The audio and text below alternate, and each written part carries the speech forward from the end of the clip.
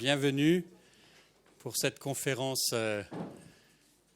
perçue par nous tous et par vous comme exceptionnelle. Le nombre d'entre vous présents ce soir montre à quel point le collectif Assemble ou Assemble, comme vous voulez, eh bien, suscite de l'intérêt et de la curiosité et du désir. Ça a fait une transition comme ça toute faite avec l'actualité forte qui est la nôtre en ce moment. Vous avez sans doute tous et toutes entendu parler eh bien, de notre futur, des nouveaux bâtiments dont l'école va disposer très très bientôt, très très vite et d'une manière tout à fait extraordinaire, puisque 3 des plus beaux bâtiments genevois qui se trouvent d'une manière tout à fait étonnante les uns à côté des autres et qui nous sont proposés en même temps pour créer une grande ou très grande école d'art et de design rassemblée sur un campus. Et voilà, tout à fait merveilleux. On a beaucoup parlé de tout cela hier et dans la presse aujourd'hui.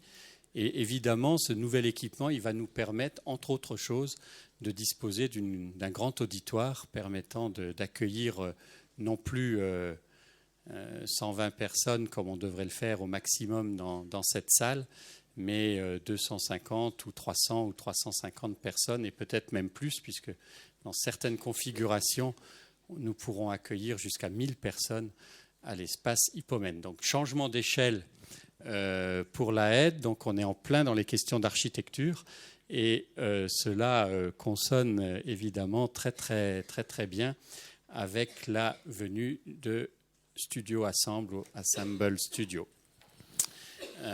Cet dernier mot, c'est cette nouvelle école à laquelle nous allons travailler d'arrache-pied dans les 6 prochains mois et plus encore jusqu'à l'automne 2019, puisque c'est à ce moment-là que la nouvelle école sera totalement investie en place, que le dernier bâtiment aura été restructuré, surélevé, rénové, etc., eh bien, nous allons beaucoup parler d'interrelations entre art, cinéma, design, architecture, etc. Et toute cette question des porosités entre ces disciplines, des interrelations entre ces disciplines, eh bien, vous le savez, c'est une des caractéristiques et une des raisons du formidable intérêt que suscite le studio Assemble, qui traite bien sûr d'architecture. Ce sont d'abord des architectes, mais c'est aussi le premier studio, vous le savez, d'architecture transdisciplinaire à avoir remporté le très fameux Turner Prize. Donc, grand merci à vous, à Assemble, d'être présents ce soir. Donc, Maria Lizigorskaya, is it correct? Yeah, thank you. Et Anthony Engi-Mikok, qui lui aussi sont déjà venus à l'école travailler avec nous. Et voilà, ils sont demandés dans plein d'endroits, ils font plein de projets, ils sont suroccupés. So thank you very, very much for being with us in spite of all the invitations you get and all the projects you are running. Thank you very, very much. It's a great pleasure and honor to welcome you. Grand merci à toi, Yann, d'avoir organisé cela, une fois encore. Je n'en dirai pas plus, c'est toi qui vas présenter le studio et être en dialogue pertinent, aigu, comme tu sais le faire, avec eux.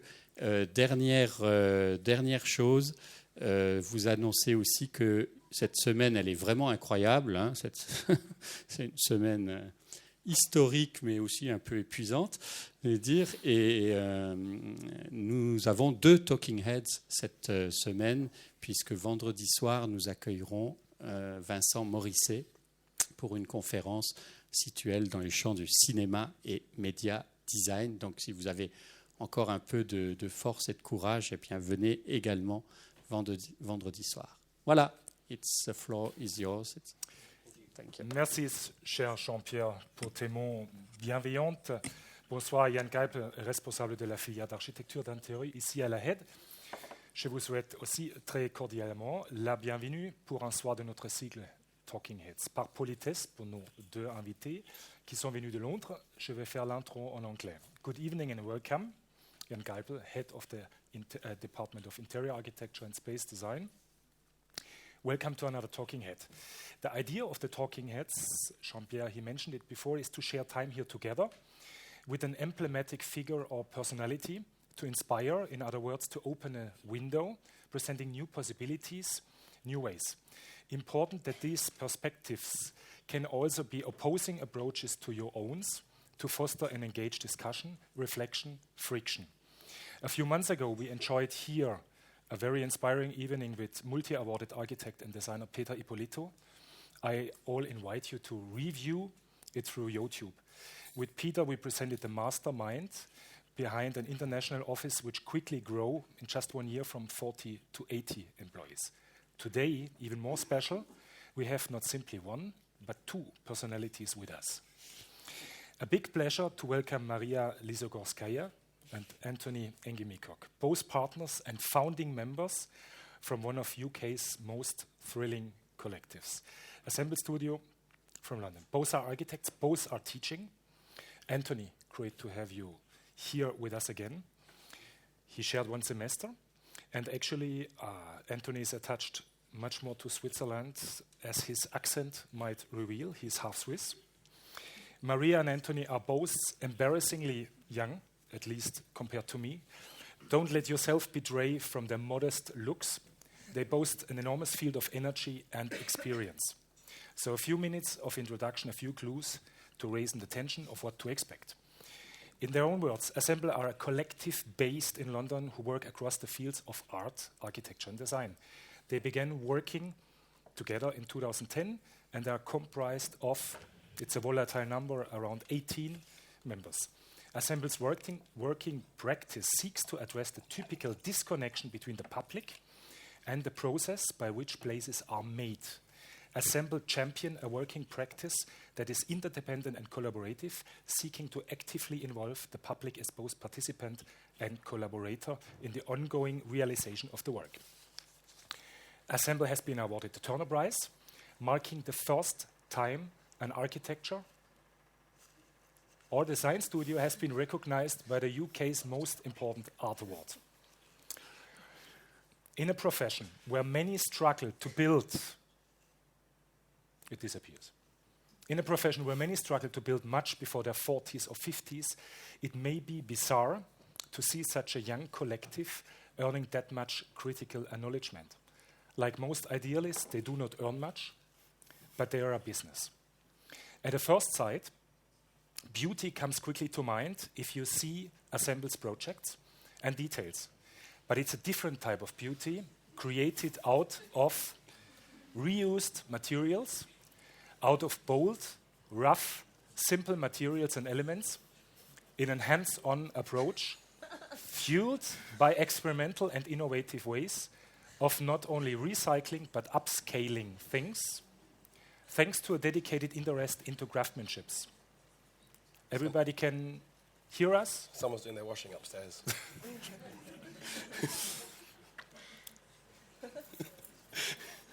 You know what it is? A sewing machine.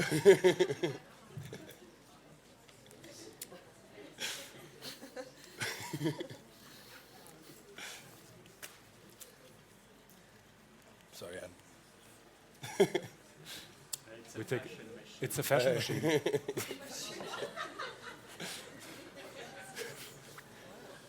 Short pause. Something large.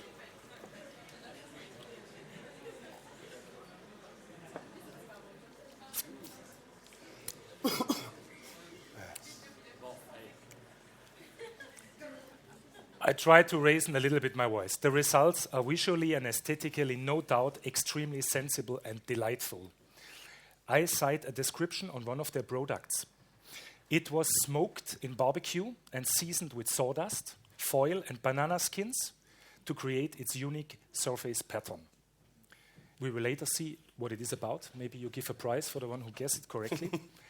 Diving deeper in the concept, superficial beautification, decoration or technical fetishism doesn't really seem the core of Assemble's interest. Instead, it seems they take more pleasure in reading and understanding the urban reality, its rapid changes, new complexities and contradictions, new social dynamics, quickly changing family patterns, the city as a whole, just as a specific urban site or situation.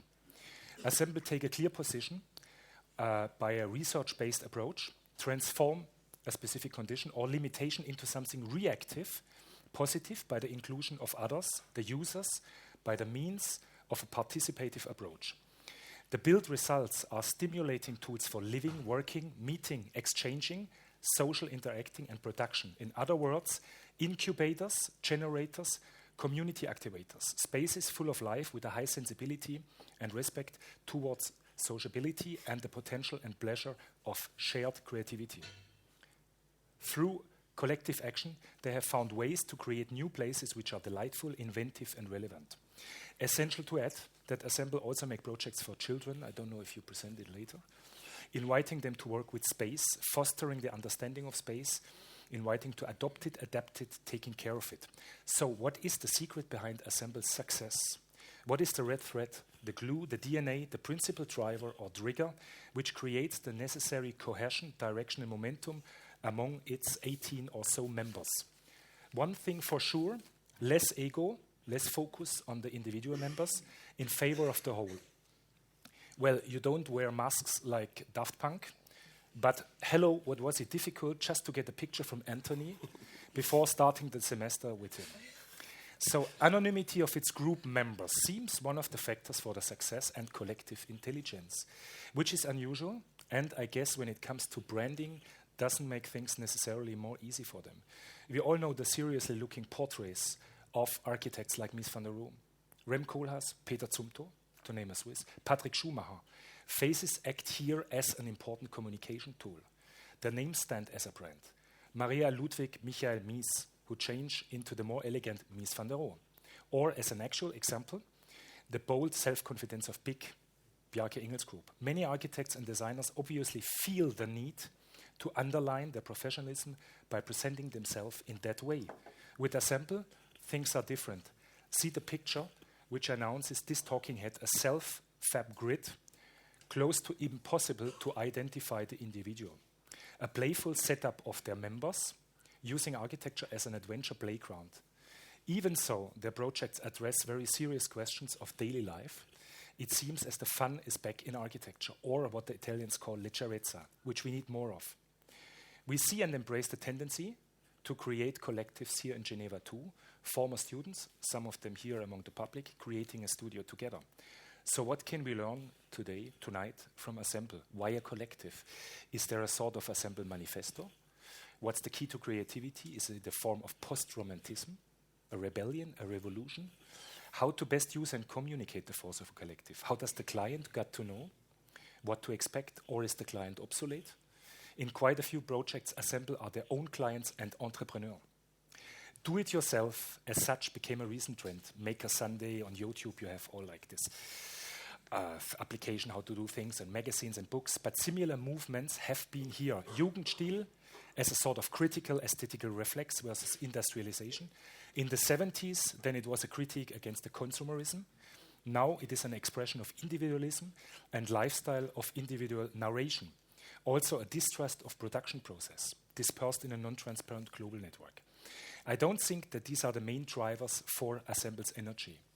It is the courage to question the so-called usual, the dedication to social inclusion, and a strong interest into craftsmanship, which makes Assemble to stand out of the crowd. Perfect in their imperfection, leaving enough souplesse, versatility, and softness so that the user feels invited rather than scared to adapt and adopt the space in its use.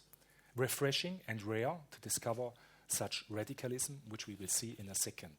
Finalizing this intro and realizing that Assemble Studio seems to oscillate seamless between architecture, art, and design, the question would be, what's the main driver behind the existence of Assemble?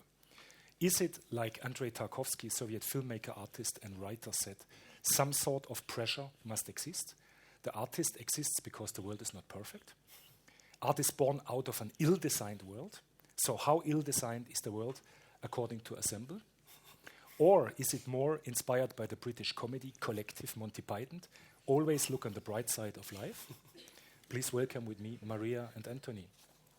Thank you.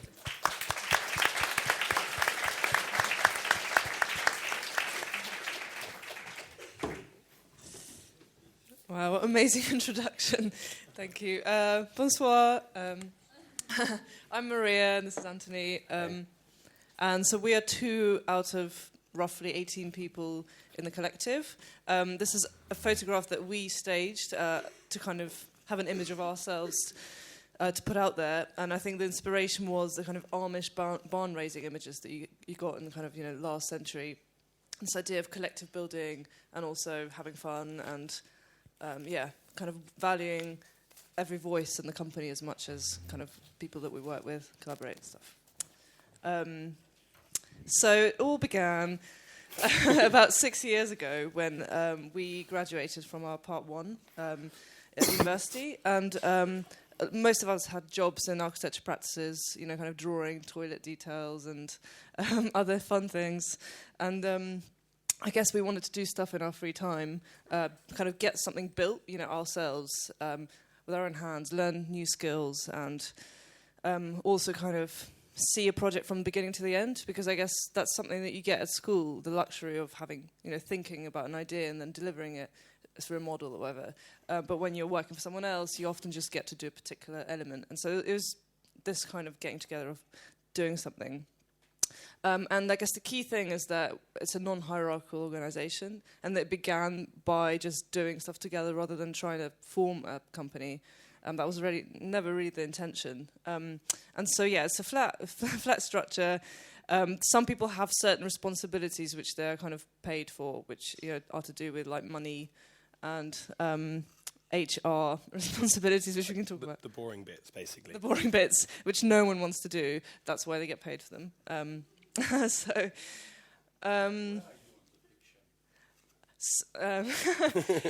that's me. That's me. Yeah. That's Anthony.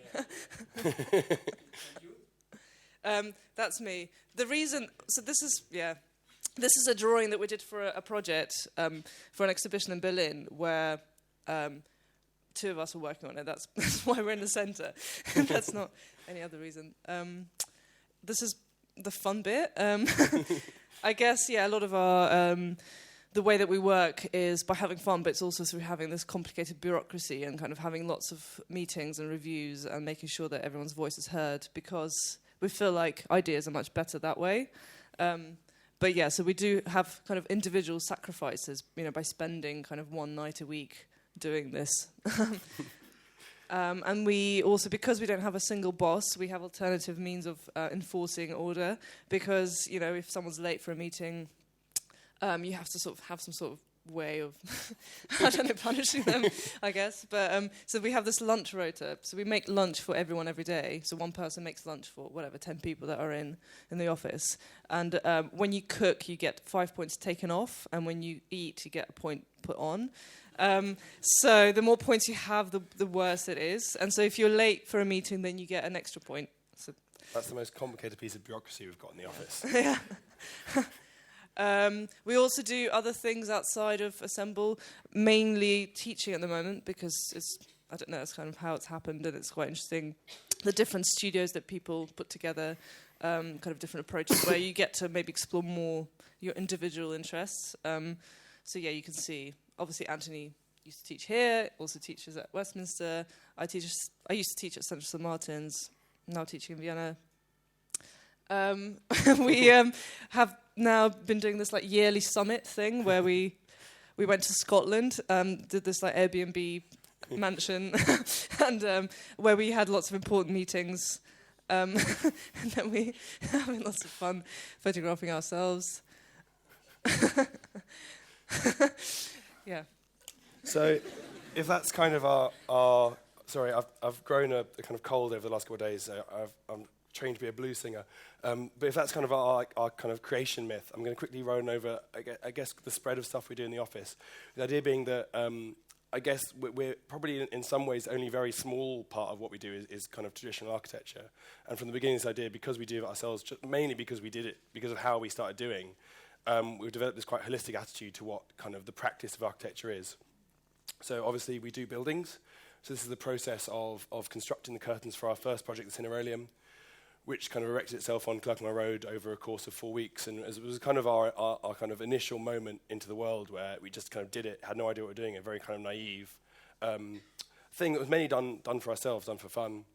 The construction, similarly of the Folly, our second project, is one of kind of collective action, of very hands-on learning, and the idea that by doing things, you understand things in a way that you never do by just drawing them. You know, by having to physically put the bricks up, you get an appreciation of how those things fit together in a way that drawing 10 bricks 20 times at 1 to 2 is never going to give you. So that's the kind of finished example of this, which similarly occupied temporarily over about 6 weeks, this kind of amazingly kind of tectonic site underneath the motorway flyover. We obviously do designing, and so as we've kind of grown older and grown more, maybe more real, we've kind of tried to keep this kind of hand-on making things a way of doing things, but the reality is we can't make whole buildings anymore. So we've come to sort of build things in components as ways of testing ideas. So this is a facade test for the Goldsmiths Art Gallery project. Similarly, using kind of large-scale models, this is a kind of large-scale 1 to 10 model of a project that we'll talk about in more detail in Liverpool. Kind of structural model for a project. So I guess these are kind of traditional things you see as architects doing. But then where it kind of, I guess, starts to deviate a bit is that we think that the inhabitation of a project is as important as really the way a project is designed. You know, actually, you know, the reason why many projects don't succeed as much as they could is not because the architecture or the design is bad. It's because potentially the brief is bad, the client is bad, the people inhabiting is bad. There's no thought to any of that. And so we always think that actually how a building is programmed and habited is really how it's activated. And actually sometimes the architecture is really a total background to that. So this is the Folly, the one that we saw from the other side of the canal, at a kind of its most kind of glorious, with the sort of beautiful sunshine, a brass band, and this kind of collective action. That's where the project made the most sense in a way. Similarly, using the event as a design tool. So this is a way of testing out, instrumentalizing an idea. So you have an idea of this space that can be used for performance, and by organizing performance, you orchestrate a way of testing that and evolving so that when you do it again, when you do it permanently, you do it better. And similarly, I guess the idea of fun and parties, and the idea that architects kind of in contrast to what Jan was saying about the kind of traditional, you know, Herzog view of the kind of serious, bold man, that actually it's really great having fun, and this doesn't have to be serious. And because you can be light and still take what you're doing seriously. So this is a party, this is our summer party, which people have compared to like better than most festivals, where it's sort of like these weird events that just like, you know, hundreds of people come and feel really important of us, not mainly for ourselves, I think. It's not about kind of a PR exercise, it's just about ultimately inviting all the people we like and we're part of and we kind of get along with to come celebrate with us. I'm going to hand back over to Maria now. Oh no, I forgot one. And then finally, I guess, a kind of as an umbrella of all the things, we often do organisation. So this idea of being your own client, and that, you know, as I said, a lot of projects don't succeed partly because the infrastructure doesn't exist to do them well, so the client doesn't exist. And so we've found ourselves in a position quite frequently of setting up organisations. And this is one that Jan alluded to, is the Baltic Street Adventure Playground, which is an area of Glasgow that has no play infrastructure whatsoever. And so to create something, where there is nothing, you had to create the entire. So the project itself was really just a fence architecturally.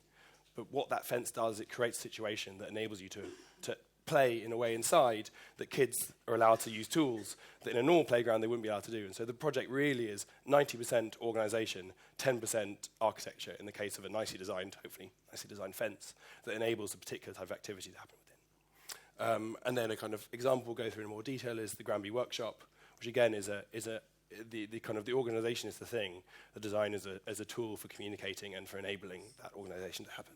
Sorry. And then underpinning, I keep forgetting what I put there. Underpinning, I guess, all of that is idea of craft and making, and that, again, is that not that there's an innate power in testing things out, and that I think I recently had a conversation with one of us who kind of described what we do as kind of research in reverse, where we make something intuitively and then kind of with rigor analyze what it is. And actually the fact that sometimes by just doing something without necessarily knowing what you're doing first and then approaching critically, you can open up. And I think that's the importance of craft and doing for us, is that it kind of lets you think with your hands, kind of make nice things and then sort of think about them, why you've done them, how they fit into the world. And that, I guess, is a thing that really underpins the stuff we do throughout our kind of practice. And so this is a picture of our former home just before we got moved out, kind of showing this slightly contrived set of activities within. Sorry, now I'm handing over. So I guess a big part of the story is the space that we used to work in up until like a few months ago. Which is on the edge of the Olympics in London, which is kind of east end of London, which is quite an industrial area, but it's rapidly becoming very residential, which is a typical situation. So you can see the kind of new developments and then the old industrial sheds and huge transport infrastructure. And we kind of came across this shed, which was derelict for a couple of years. And we managed to kind of get a really good deal with the council because it's going to be demolished for like a new development as well. But for a few years it was there. So we kind of proposed to transform it into something which would be kind of studio, but also has a kind of public face. So we, at the time, that was like 2011. We really didn't have any infrastructure. We were just like a group of people who have done 2 projects. So we had to do a lot of the stuff ourselves in our free time, just cleaning up this building. And we did a few workshops with kind of schools, trying to kind of, open it up to different events. And then gradually over time has been kind of built into. So this is where we had lots of our shared tools. We built this wall. We set up, it's a bit fuzzy, but our office and kind of workshop. We collaborated with a carpentry kind of group who do lots of amazing wood work, and they've got a workshop there. We set up a metalworking studio. We also ran a cafe for a while, but then that started to lose us money because we were kind of in the middle of nowhere in this industrial area. And that was quite difficult. But, it was fun. And we ran workshops with schools, kind of making stuff up concrete. And we had this outdoor yard, which gave us a lot of freedom, which we really now appreciate because, we didn't really have any residents looking onto where we are. We can make noise, we can make a mess. No one really cared what we were doing. And we got to experiment with lots of different techniques, materials. Oh, God. In this weird context. And also another thing we did as part of this kind of almost, I guess it's kind of residency because we had a really good relationship with the council that owned the land at the time, and then the developers who bought the land, we also had a good relationship with them. But we did this study about the area that we're in, so we're here, and then we kind of mapped out all the existing businesses and industries, which a lot of them are disappearing, as a kind of statement that's saying, there is stuff here. Because a lot of the time you have developers coming in and saying there's nothing here that's built on top of it. But actually, just by doing this, it was a way of kind of celebrating work and places of work. We kind of came up with a few kind of proposals for the area and strategies about how to make the most of its industrial and infrastructural context, and the kind of how to not to lose that and just turn everything into residential districts. And one of those projects was the Yard House, which was an idea about building a kind of workspace for artists and craftspeople from scratch, because a lot of those, converted industrial buildings, brick buildings, are either demolished or they become expensive lofts, apartments. And so how do you build something new which can allow people to make work of a similar scale? So we had this existing concrete plinth next to our shed because there was a building there before and then it was burnt down or something. I don't know. Dodgy story. Disappeared, yeah. But the plinth was there. So that meant, we could kind of build something on top of it quite cheaply. And so design this structure, which is a square plan, 12 meters by 12 meters, very simple, kind of off-the-shelf timber structure, double height, very generous, kind of 4 meter tall ceilings, and a central core, which is somewhere where you can kind of have everyone spill out from their studios. We built it ourselves, so we, got a couple of people trained on equipment and hired whatever scissor lifts and stuff. Kept it really simple, but then had a few details, where we welded the kind of balustrades and things like that. And then we collaborated with the carpenters who share our space to make certain bits like the staircases. And this was all built on our kind of studio land. And the idea is that this is the kind of the thing finished, and the idea is that we built the frame, and then kind of get to know all the tenants. We had a dinner, had parties, and then the tenants have to build their own partitions, because that made it cheaper for us. We didn't have to do all of that, and it made it cheaper for them, and it also, I guess, is a way of them claiming over their space. And because a lot of these people are kind of craftspeople, who build large things, that was not an issue. And I guess the exciting thing, which you don't often see on Design or other architecture magazines, is the kind of the real inhabitation, as Anthony was saying, like the mess, and the real kind of freedom that this space kind of gave to some people. And the kind of tenants that we have are, really wide-ranging, so kind of from sculpture to fashion, production design, whatever, installations, people who can't kind of tap into the market of, table, desk space or whatever, or working in a cafe, people who actually really do rely on space to make their living. And and so I guess we wanted to also make it special. We didn't want to just build a shed. We wanted to celebrate this idea of workspace. And so we made some handmade concrete tiles, which are dyed with various inks. We kind of made prototypes ourselves, but then one of the tenants, Molly, who's a sculptor, she basically made all of the tiles. It's like crazy, but she did a great job. And so you can see here, there's these kind of prefab insulated panels, Kingspan, which I often use in like out-of-town supermarkets or big sheds, really, really standard material. And then on top of that is kind of timber. What are they called? Battens. Battens, sorry. Timber battens. And then on top of them, we hung the tiles. And there was a kind of strategy about how the colours would go roughly. Like you'd have all the warm colours and the cold colours, and then in between there'd be kind of greys. But lots of different people put them up. Like, I did a bit, Anthony did a bit, someone else did a bit. And so kind of just ended up being what it is. I was pixelated. At the end where we ran out, and so they just were going up as they were being made. So there was like a plan, and then it disappeared as we just like get them up. Exactly. And then that kind of becomes a backdrop to our events, and it's a kind of piece of civic kind of building in itself, which makes the yard a really cool space, celebrates the yard. And it's become like an Instagram mecca.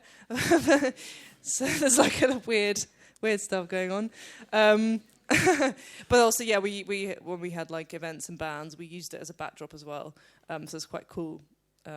And it's nice to have that difference between its internal, really practical use and the outside decorative use.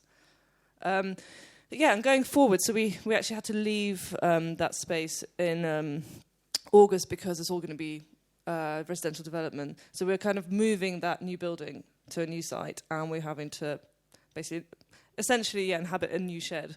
But the idea for kind of moving on is to build on that incredible diversity of people sharing the spaces and equipment and machinery and exchanging skills, something we really benefited from. And kind of going forward, we made this image to take to councils and to developers and to say, we can bring, if you give us really low rent, we can bring this amazing workspace to your area, whatever.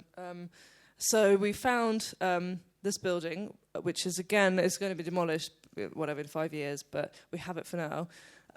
It used to be an old school building, and so we're currently, basically retrofitting it. So it used to be a swimming pool. Unfortunately, we had to cover the swimming pool because it's not very practical, but but it's a cool space. And we're moving the yard house there, or we're going to sell it. We're not sure yet. So if that, I guess, the kind of importance of showing the home is like it both sums up a huge amount of ideas about how we occupy spaces, how valuable those kind of loose spaces, cheap working, all those things are, and it's also the thing that has enabled us to work in the kind of slightly more fluid way that we do, because the kind of generosity of space, cheap rent, all those things have provided kind of financial stability to us that enables us to kind of be a bit more exploratory in a kind of very volatile industry. So now we're going to sort of talk about in much more detail a set of work that kind of encompasses all the stuff we do, really, which is Liverpool, which which is this area of Liverpool that we've kind of been involved in for about 4 years now. So, in particular, the area of Liverpool working in is called Granby, which is, so this is the centre of Liverpool. It's sort of a little bit out, but it's 20-minute walking distance.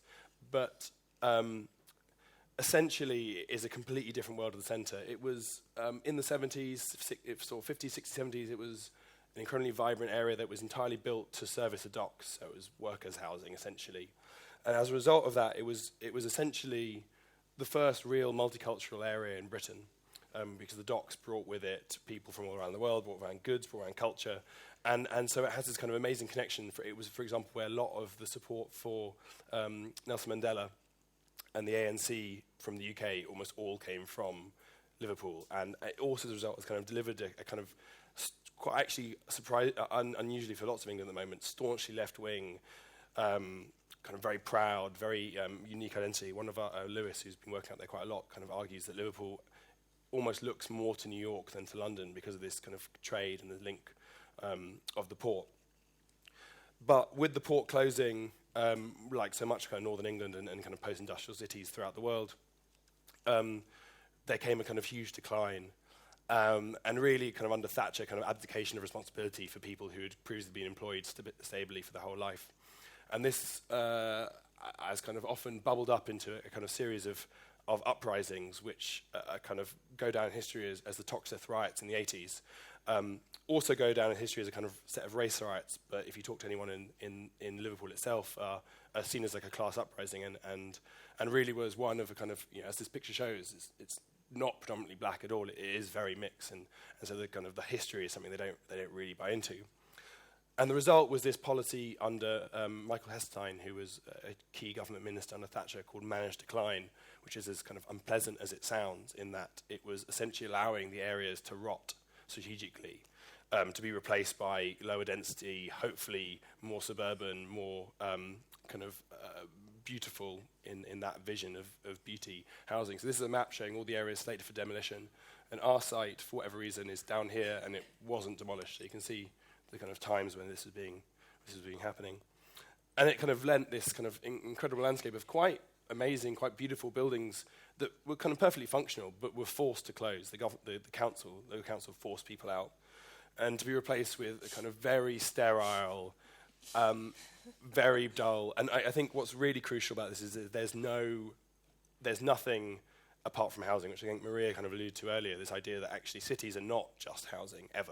They're always kind of messy, and they're place of exchange. And what has happened here is that all the places of exchange have been gone, and you just have this kind of suburban housing. And of course, it didn't fix any of the social problems. All the people who were drug dealers and who were kind of gangs were still there. They just what happened is the communities got broken, so they actually the kind of stopgap, the buffers to that type of thing, was broken actually, so it kind of got even worse. And so this map kind of shows the difference in street pattern from the 1950s to this year. And again, so our kind of area of focus is this area that kind of just simply because of the economics over time didn't end up being demolished. And so, like I said, this solved very few communities, but left this kind of amazingly scarred, kind of landscape that this is, anyone who would have lived in Liverpool at the time, this is very familiar to. But one that in recent years has come to be seen as a kind of massive mistake. So this is a kind of headline, Liverpool Echo is a local paper, and it's been seen as actually this didn't, as I said before, this didn't solve the problems it was hoping. It didn't solve the social ills. It didn't turn everyone into kind of prosperous homeowners. It actually just kind of exacerbated them and created a larger divide.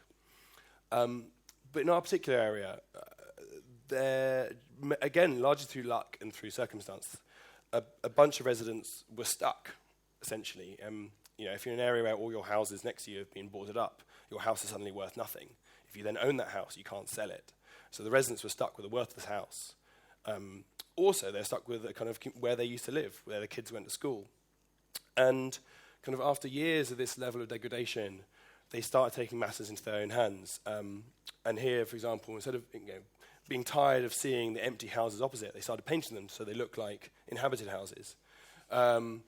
Being tired of kind of the council knocking down buildings with no real care and attention, no explanation, they sort of, this kind of slightly subversive graffiti, talking about, like the demolitions were always by mistake, or they always were declared unsafe after an accident. So this kind of strange thing of like, don't bump into this one, don't knock it down.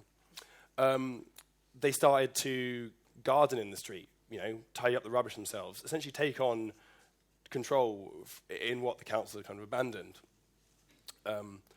which basically transformed the area enough to the point where the kind of powers that be sort of changed their tune and they saw that it had value. To the point where now this is the kind of market that they operate there on Granby Street. And so, yeah, it's now an area that has a kind of interest, has a vibrancy. And this is kind of when we entered, and we were kind of in the area quite serendipitously, looking at a completely different set of work that didn't really go anywhere. But in doing so, met the CLT at the time when they were looking for an architect, and their experience in kind of architects or professionals they talked to so far had been actually incredibly negative. There'd been people who'd come and told them what they were doing wrong and how much they needed, they needed this kind of vision and actually, this is the solution. Off you go. And obviously what they believed, and kind of rightly so, is that they'd done a huge amount and they knew exactly what they wanted and exactly what they needed. And they didn't need someone to tell them that. They needed someone to help them make it reality. And it just seemed that from a kind of initial meetings, there was a real synergy in the way we talked about spaces, and that we were kind of naive, didn't think we really knew anything because we didn't. And kind of instead of coming in with a solution, we just sort of listened to them and kind of moved in slightly for a while.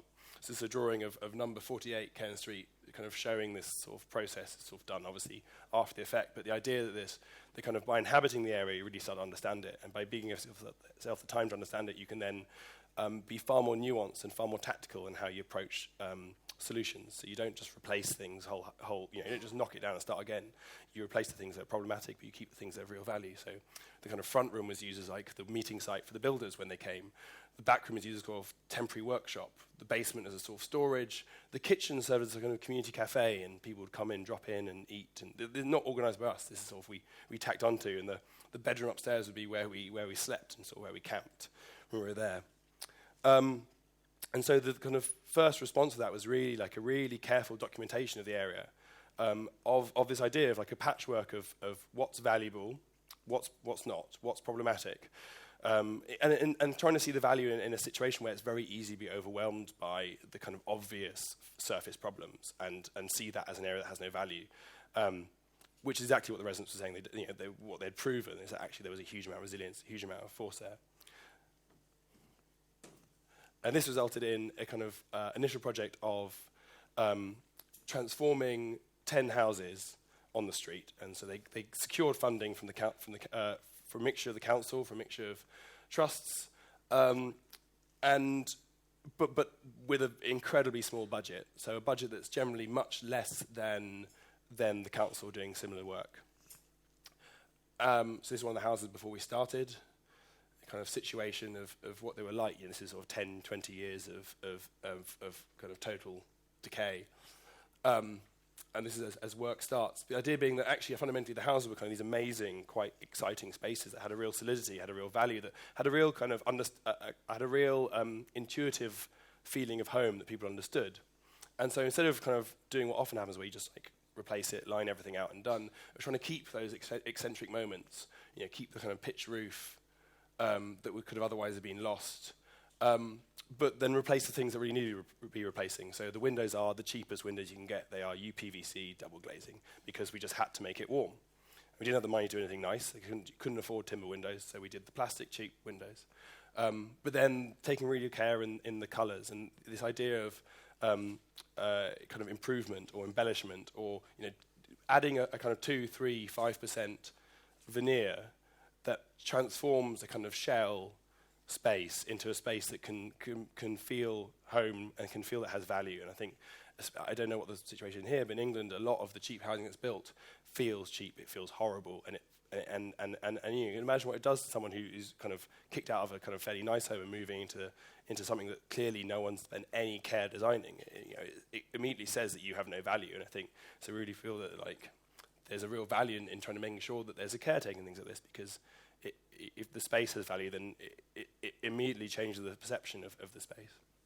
So these are sort of tiles that sort of Granby Workshop we started producing. We've got a couple here that, again, like are sort of cheap tiles that are then just embellished with a little kind of detail.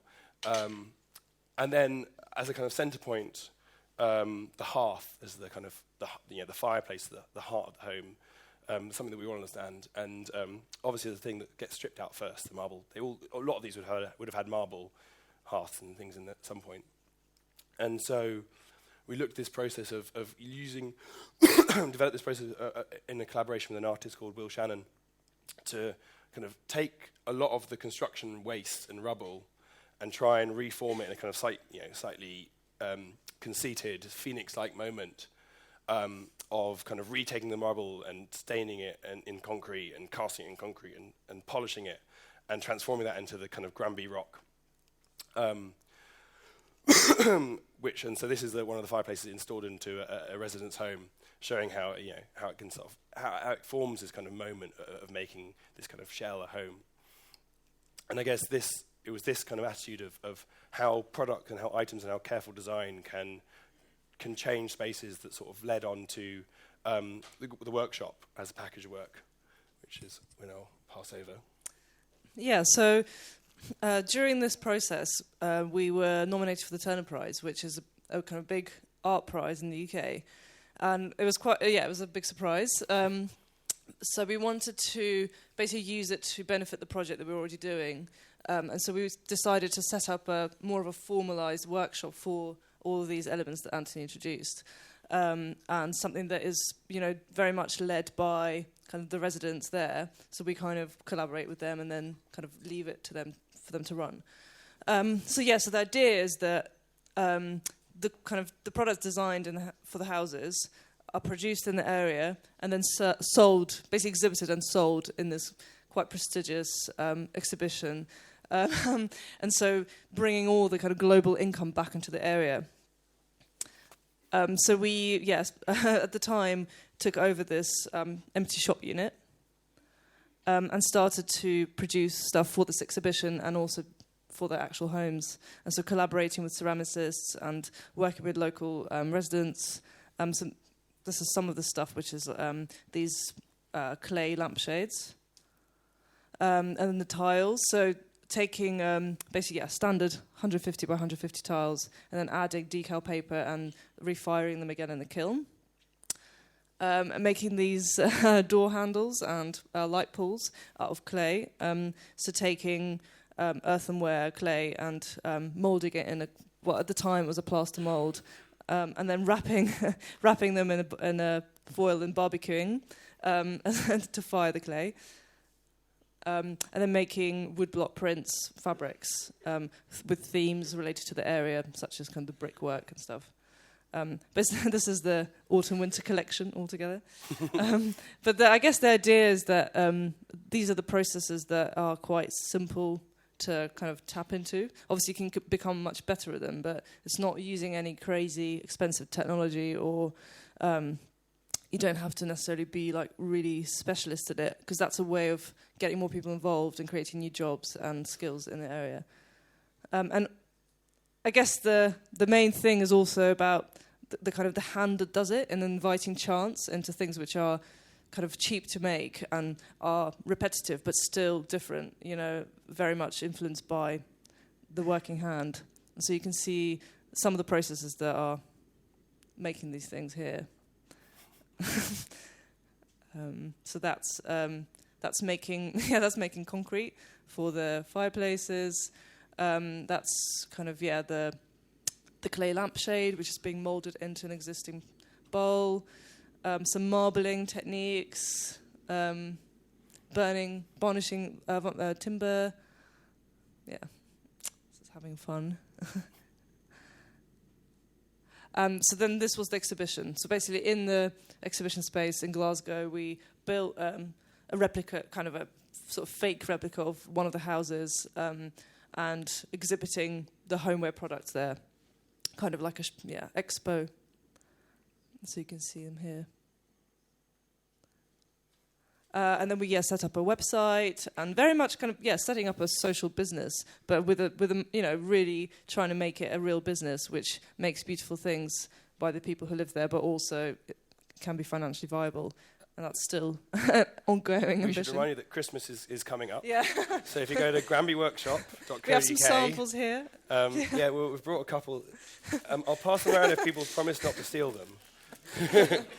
If I get these back, because this is actually my sister's Christmas present. Keep them in? Maybe, yeah. All right, well, I'll pass them around and see if you can have a look.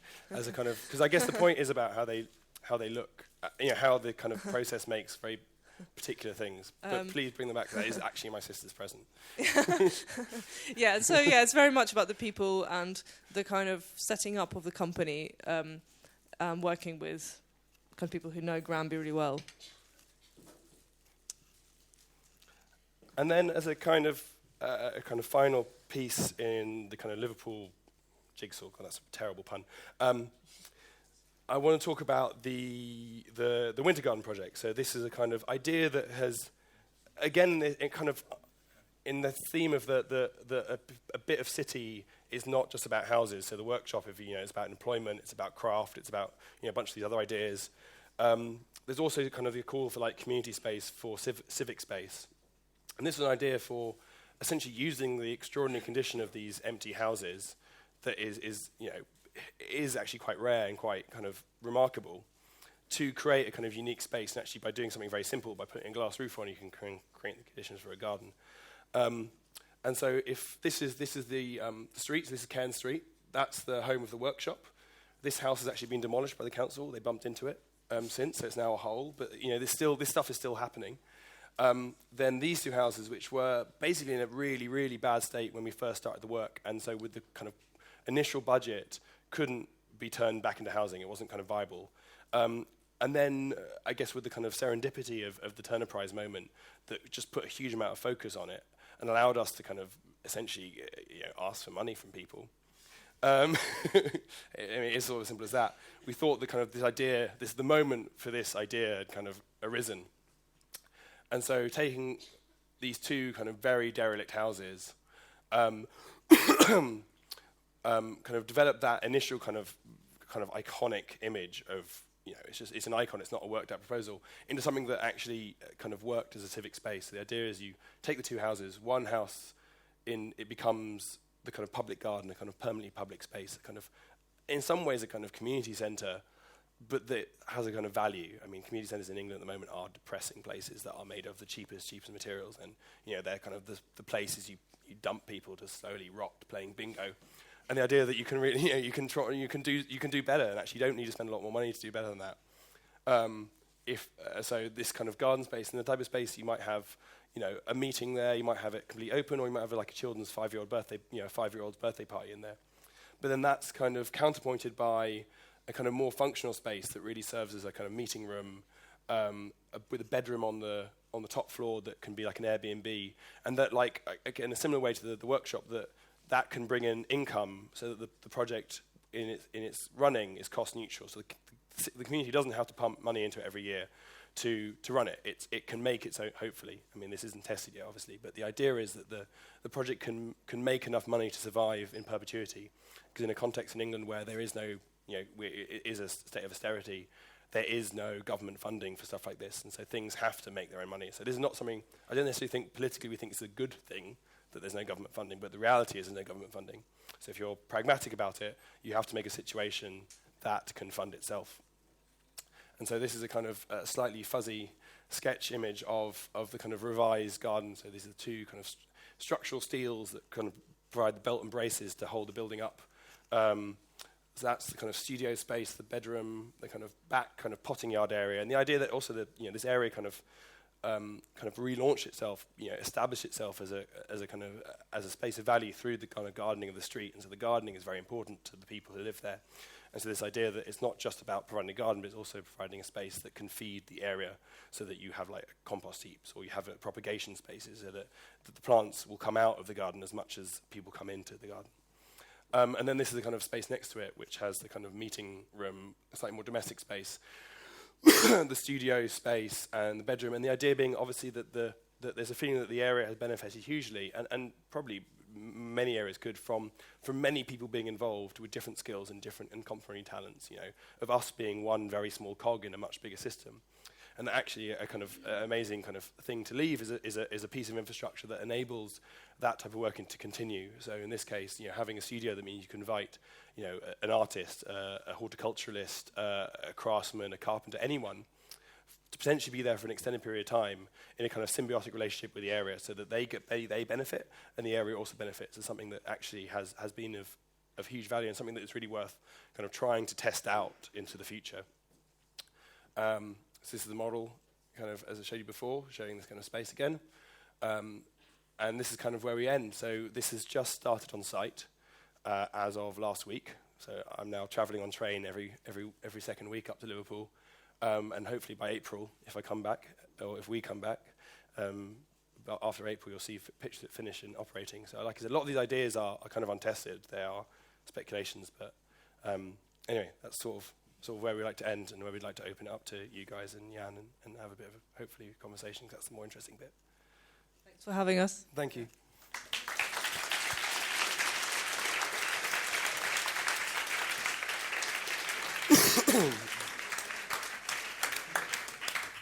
Actually, Anthony, that's not the total truth, because I saw some more slides. And of course, now we are open up to the questions, but I think he prepared, if people are too timid to pose the questions, that he gives already the answer in the next slides. There's someone all the way down there. You get mine. Who has a question?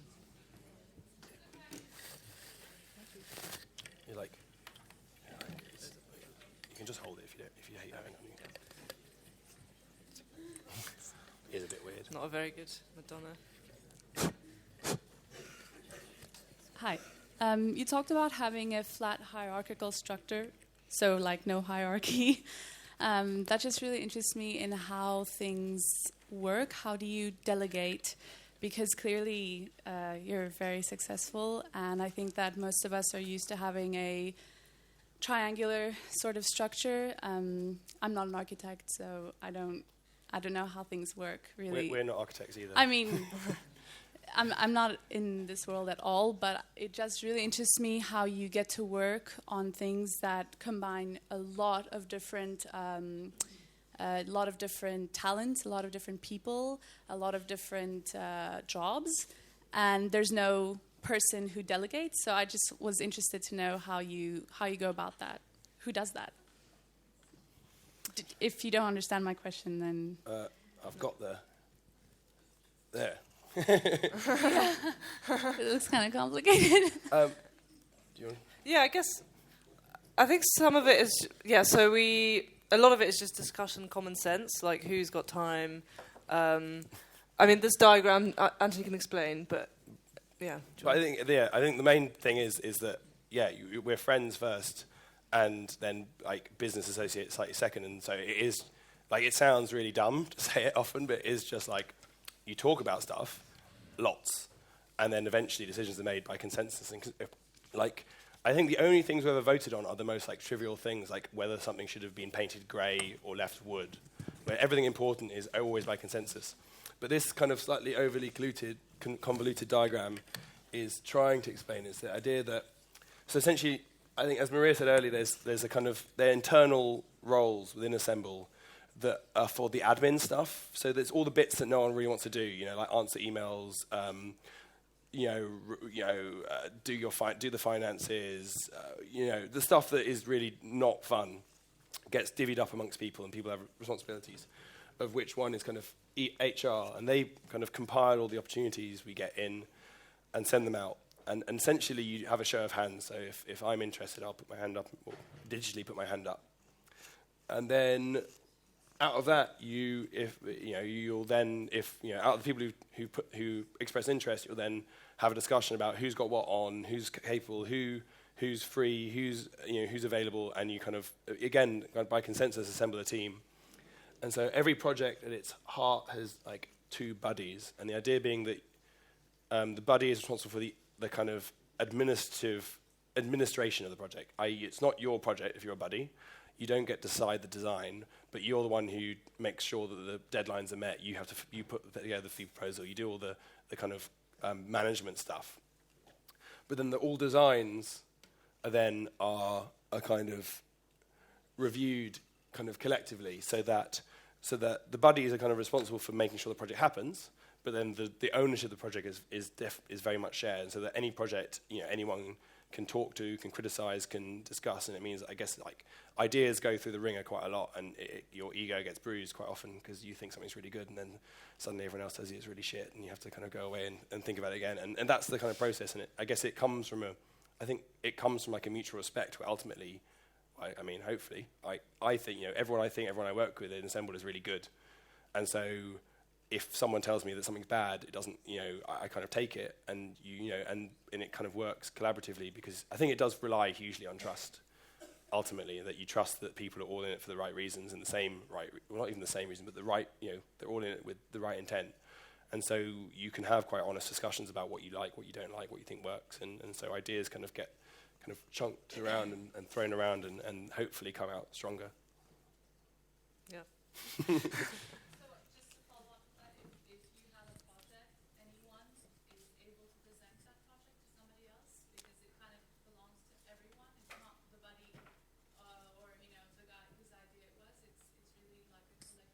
Yeah. I mean, generally, I don't know what you think, but generally the idea is it's not very clear whose idea they are. Yeah, exactly. So like the Winter Garden project is one I've been working on most solidly, but the concept has nothing to do with me originally. It came out of discussion. So like I couldn't like with any like honesty claim that it's my idea. Bits of it are mine, and I can be like, yeah, that's but lots of it's not. I think that's the strength of it. It's like everyone feels. Almost like everyone with most projects feel like some of it's theirs, and that's the kind of strength of it, is that everyone owns everything. And so everyone can be like, yeah, I thought, in the folly and the ceremony, I thought of that, but that bit, but the totality is this kind of composite. And we never discuss that as well. We never say, oh, that idea I had yesterday, it's like, that's like, no, that's not respected at all. No. I think, it's all about just making a really good project. And I think as soon as you start to have your ego, people shut it down. Yeah. So yeah, if you stick your head above the parapet, it gets popped down pretty quickly. But I think it's also like like these things, ideas come, they get shot down, and often they kind of re-emerge as well. So I think it is such an organic process that I think that it's in, but it is probably conscious. Yeah. More questions?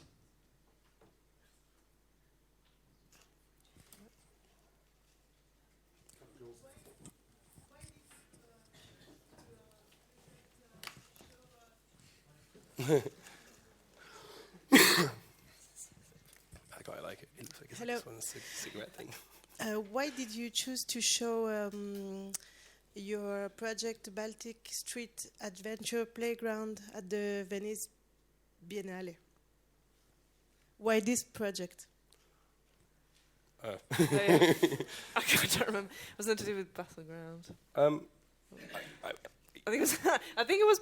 In reality, it's probably just an opportunity to give that project a bit more kind of representation. Because before the Biennale, it was something that was really amazing, successful in real life, but something that didn't really have many drawings or documentation, and something which is quite difficult to really appreciate unless you're there.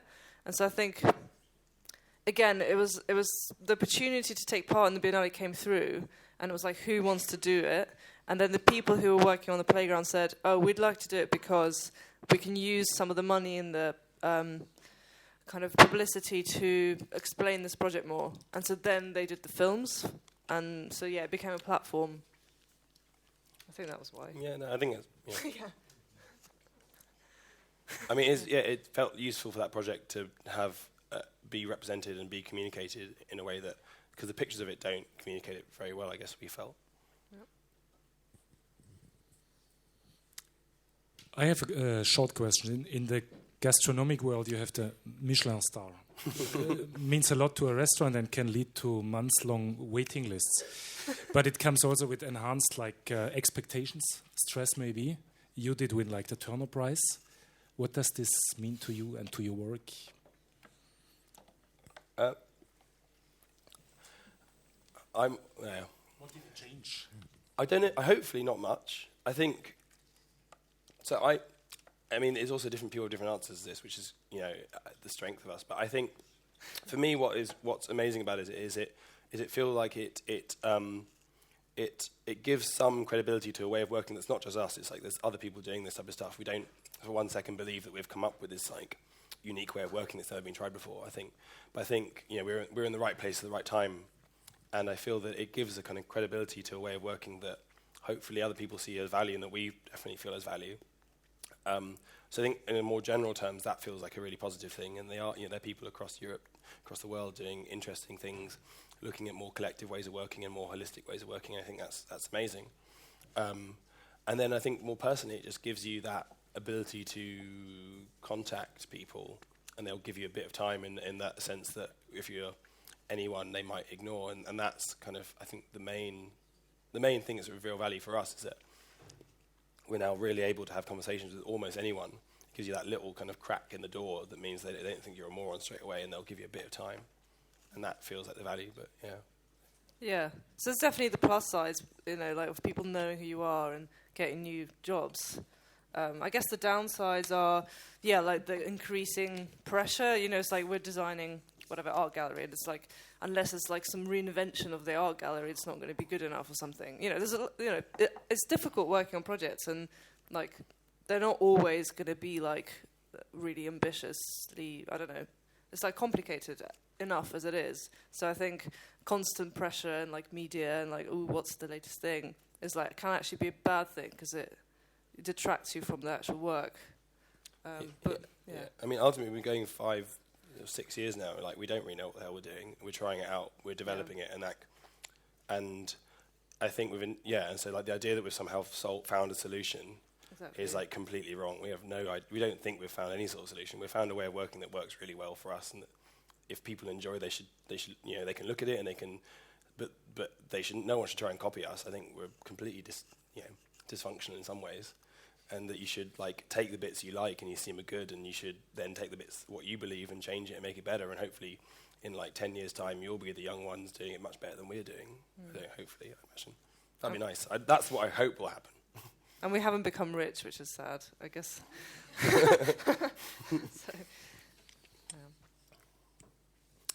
Anyone more questions?